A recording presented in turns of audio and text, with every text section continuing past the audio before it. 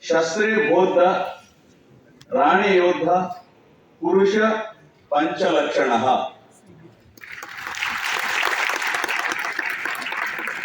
Five qualities of a real man are: gives to the needy, indulges in virtues, shares with relatives, learned in sciences, and warrior in battle. Some of the events depicted in the book having taken place in the childhood and student days of Dr. Hedgewar show his patriotic zeal and fervor for his motherland right from a young age. I would like to recall here a few instances in the early life of Dr. Hedgewar as illustrated in the book. He threw a box of sweets given to him at school on the occasion of celebration of 60th anniversary of Queen Victoria's coronation into the litter bin, saying, I quote, "What joy is there in the festivities of our own defeat?" Such was his pride and self-respect. In his childhood, Dr.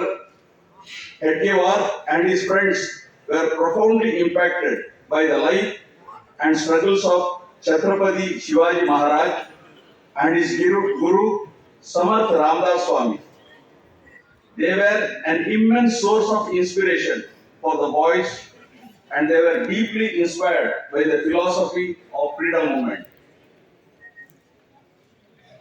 Dr. Hedgewar was an ardent admirer and follower of Lokamanya Balagangadhar Tilak, the great freedom fighter of that era, who declared that self-governance is my birthright. And his daily newspaper Kesari, which created tremendous tremors amongst the British rulers. He was actively involved in the fundraising campaign of Tilak's novel and innovative program. Such was his devotion and dedication to the national cause that he would go from door to door seeking funds for the nation, and he used to patiently and devotedly listen to Tilak's vehement and fiery speeches, which naturally had a profound effect on these young minds and inflamed the patriotic emotions among the young generation. Dr. Hedgewar used to organize debates and discussions and tell them about national movements, policies, the British rule, and more importantly about Tilak's fourfold national program, its benefits for the country, and so on. He used to urge them to participate wholeheartedly in the national movements in their sacred duty, as their sacred duty. Those around him were mesmerized by his electrifying personality and bold speeches.